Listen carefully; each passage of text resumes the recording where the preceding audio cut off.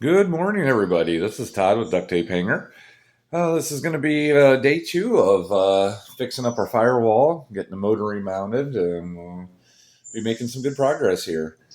So, we're going to go ahead and pull these C-clamps off of here.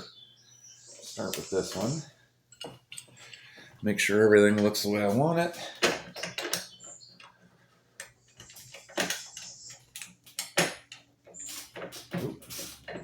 Well, the epoxy works. It stuck that C-clamp right to it. Same thing here. There we go. Pop that off of there. Firewall looks pretty nice and straight. Those out of the way. Yeah, that looks pretty good. Get you in here and take a look at it. We definitely got her nice and lined up here. I'm pretty happy with that. All right, what we're going to do now is we are going to take an 1/8" bit and we're going to drill. The firewall is about as thick as this corner piece right here. We're going to drill in here and put some pins. We're going to use 1/8" dowel rod and we're going to epoxy those in. We're going to do that on both sides. We're going to strengthen that up, and once we get that epoxied in, then we're going to go ahead and start mounting our engine back on, because we were pretty much ready at that point. So let me get you down here so you can see what I'm doing. Get you over here. I think that'll work for a view. I'm going to use 1/8" bit, and we're going to drill right into her. Oop, I got to watch my throttle rod. I don't want to drill into that. So we're going to go down here a little lower. We might only put 2 on this side. Oop. All right, I'm going to have to use my right hand. I'm no good with the left hand here. That'll work.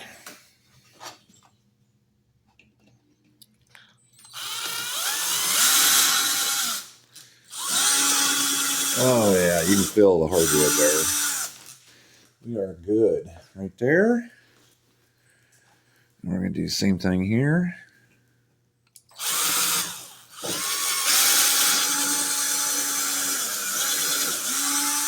Oh yeah.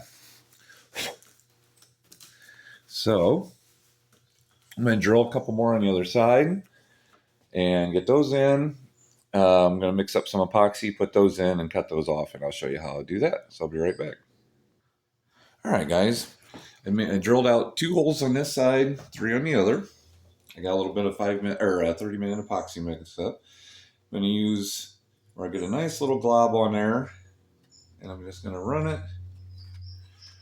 Oop, I'm going to put that back on there. I'm going to clean this up here a little bit. I'm going to get it where it drops right down in that hole that I drilled in. Right like that.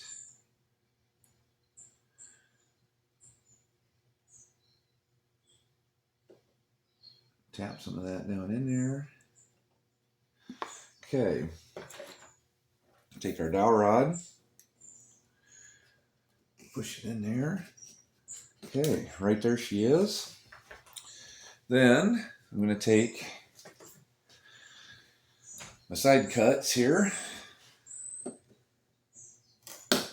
Get right down there. It's going to stick out a little bit. Nobody's ever going to notice it. It ain't going to hurt anything. And then right back down in that one. And you're going about a 1/2 inch to 3/4 of an inch down in there. That really helps with pinning that firewall, keeping that strength in there. I'm going to flip this over. Try to get a little better view this way, because the angle will be a little better with the fuselage. But I did 3 holes. You see them there. Let me get you in the view there. 3 holes in there. And we're going to do the same thing. Get a nice little amount of epoxy. And it's going to go right down in there. Like so, and you'll actually see it wick down in there. down in the hole. Go to this one. I just usually kind of let it run and drip. And you'll see it go right down in there like that. And the pin will help push it the rest of the way in.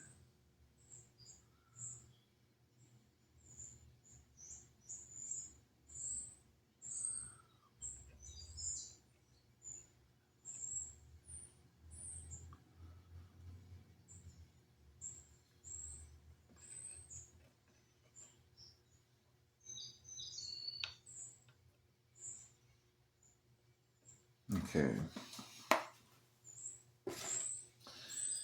We're going to take in, you know, even since I got some extra epoxy left, I'll just take some of that. Use the same bowl I used yesterday.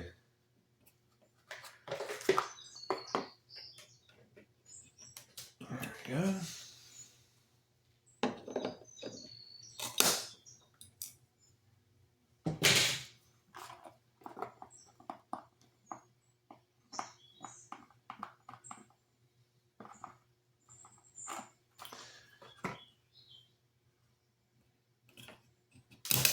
Well, pushed pretty hard on that one.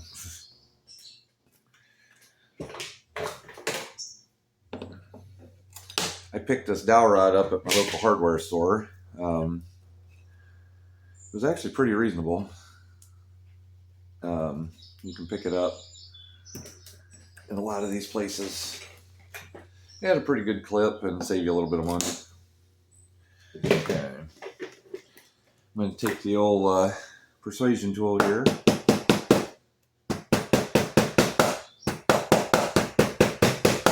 Make sure I got them. Break out the old Tanya Harding special. Give them a few taps. Make sure they're in all the way.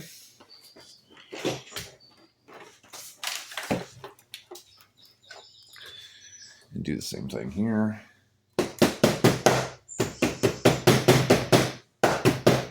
Looks like they are. So we're going to let that dry. Give that a few minutes and let that kind of cure out. Not that they're going anywhere.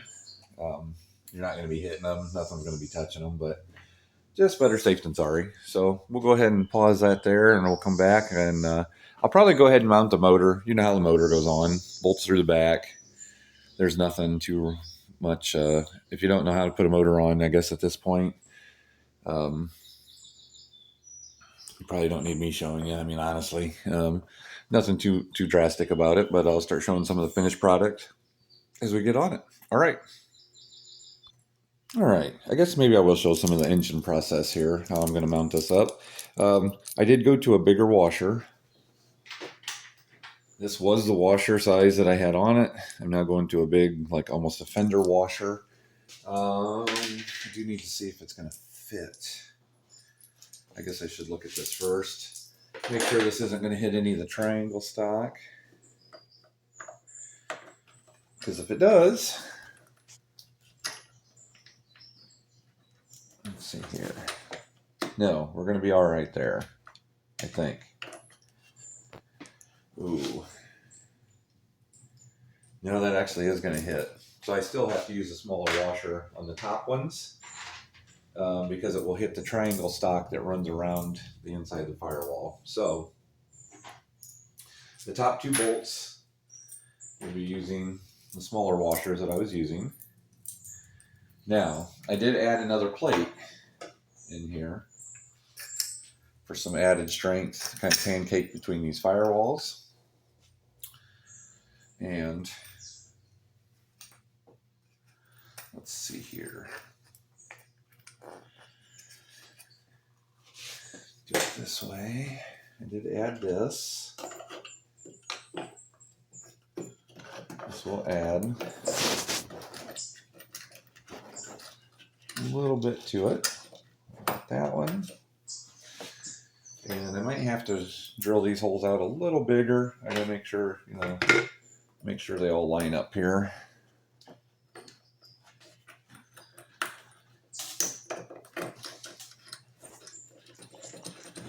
That one looks good. Now we have to bigger washers down here on the bottom. The bottom bolts are kind of a pain to get to because there's this little mid firewall type thing in here. Let's see here.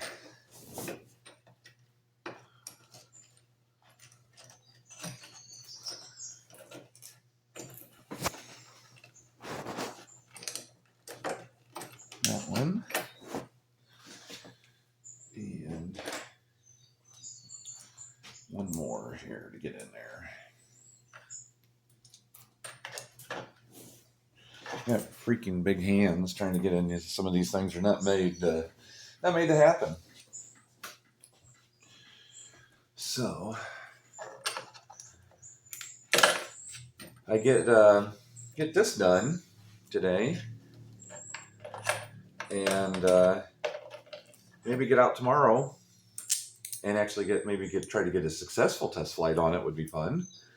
And if I can do that, oh come on, I'm gonna have to use a little gripper help here. I can't get my fingers in there. And yeah, maybe get a successful flight on this. Oh, you were starting to aggravate me. Trying not to use those special adjectives that I like to use all the time.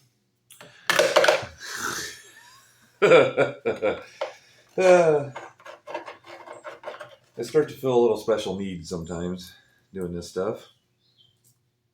Seems like an endless cycle of fun. If things went smoothly, well, this stuff would go really quick, but you know, can't have that happen. But like I was saying, I get to get some flights on this. Maybe I'll take this down to the Air Power over Muncie or whatever they call it down there. Their Warbirds and Classic event this weekend. Be kind of fun to take some of the. Dang it! Now this is really starting to annoy me. Let's see if I can do it this way.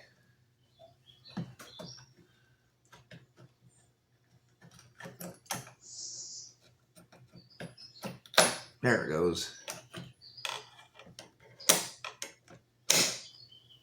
There we go. All right. Now she started. Okay. There, we're making some progress. But yeah, I'd like to get some flights on it, or at least something successful, so I can say I've got some flights on it. And because you never make a maiden in a fly-in. Never, never, never. That's just a safety rule number 101. Never do it. I don't care how good a flyer you are or how good you think you are. You're just putting other people at risk. Then this plate goes on here. This is our spacer. Let's get the motor out there where we need it. And then the next plate is going to be the engine. We'll butt up to that. All right, I'm going to go ahead and start tightening that up and getting that on there, and then I'll come back when it's done and we'll start talking about the next process. All right, guys, we've got the motor back on there, looking pretty good. Got our firewall sandwiched in there. Got our other firewall sandwiched in there. It's looking pretty good. I think we are good to go on that. Looks nice and strong. Should be good. We'll put the cowl back on it, and we'll get ready to throw another prop on and make some progress there. So we'll go ahead and we'll do that.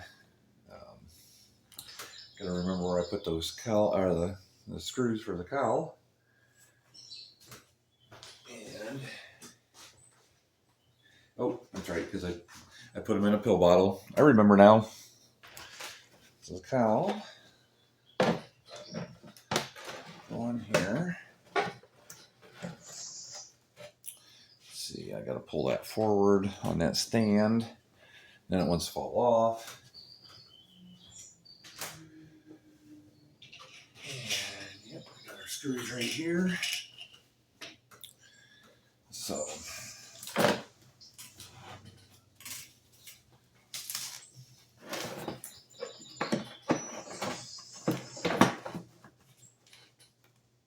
All right.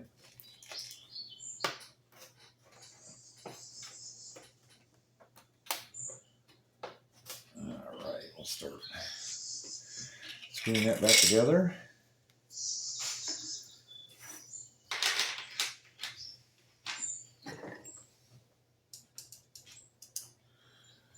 Yeah. Let's see where you at. Got some of these holes lined up there. Oh. Get some of these holes lined up on there. Once I get it started, then oh, there we go. There's one.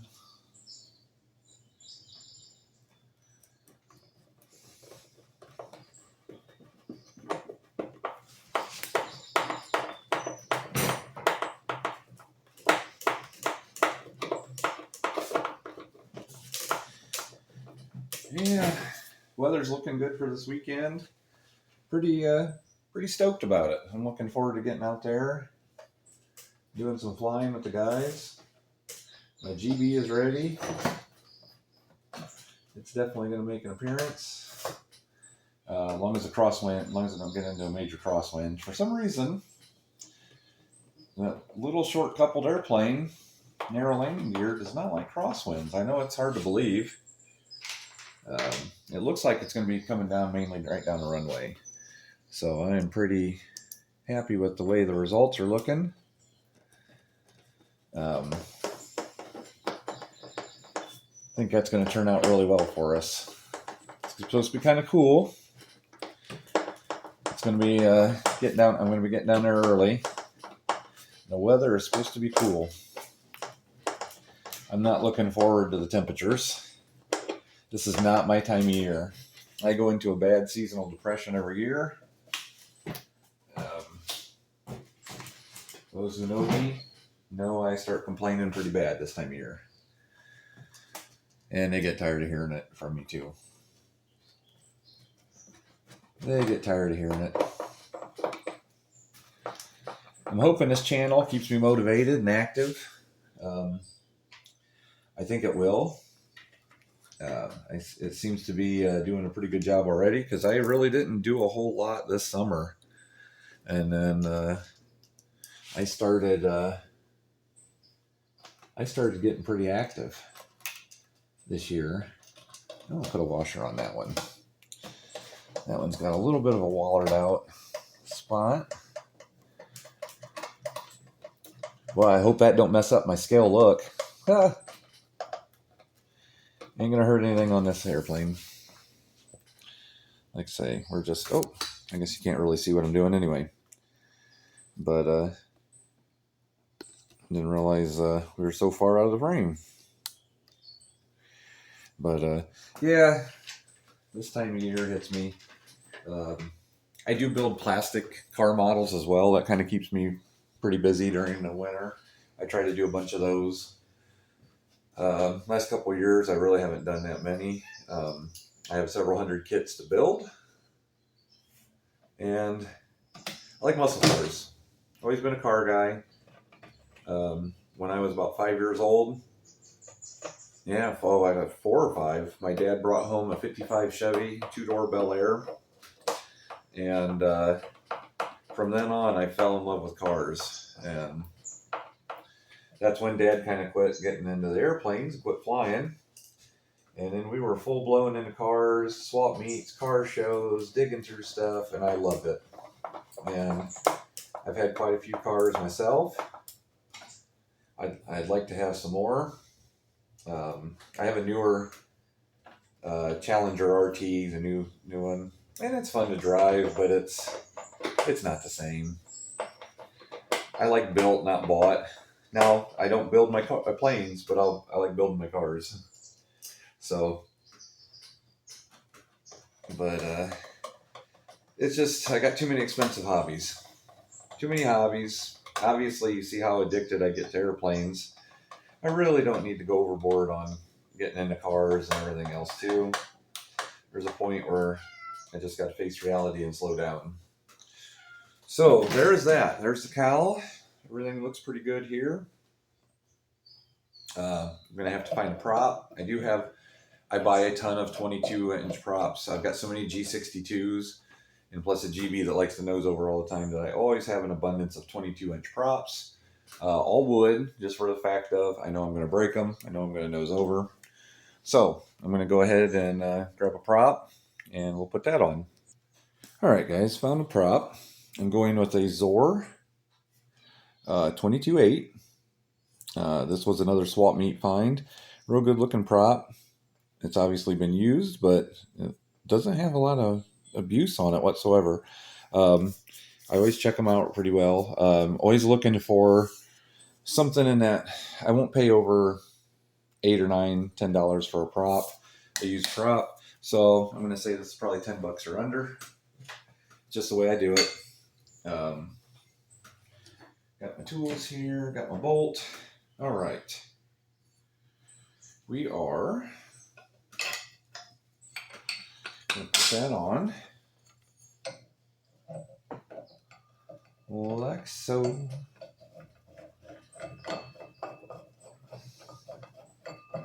Now I've been using my starter on this. It does have a spring starter.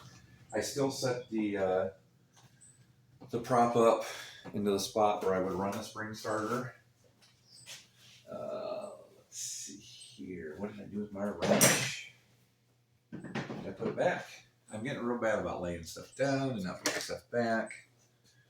Older I get, seems like the worse I get. Let's see. I am not seeing it. Where did I put it? It's going to be up here in this table of mess. I need to clean this off very badly. And I'm not doing a very good job of it. I keep stuff cluttered. Seems like that's almost my happy place most of the time. I know it's up here. It's just a matter of finding it. I'm going to go ahead and just use a ratchet. Got plenty of those. That was 9/16. So let's grab a socket.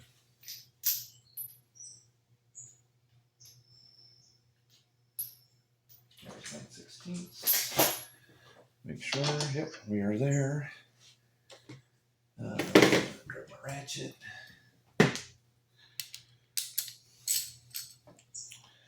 And let's see where we're at here. Snug it up a little bit. I always try to set it up where it's about at the 2 o'clock on compression. Oop. This thing is done. I'll have to readjust the camera here, I'm sure. But the stand, the only bad part about the stand. Yeah, let's get you up here where you can actually see what I'm doing. I like to have the prop at like 2 o'clock on compression. Makes it a lot easier. It's still not a very good view. Let's bring you up a little higher. There we go. And so, yeah, that's about actually where I like it. 1, 2 o'clock. That way, if you hand prop it, you're out of the way with your follow through or with your throw through. So that gets your hand out of the way, and definitely helps you from getting your hand busted up. I have a washer for that somewhere too. Let's take a look here. Hold on. I forgot my washer. Put my washer underneath there. I've got a bigger washer that goes under that. All right, guys, we got her all back together. It's looking pretty good. We are about ready for another test hop where I got to do fix the gear on the wing, and we're getting there.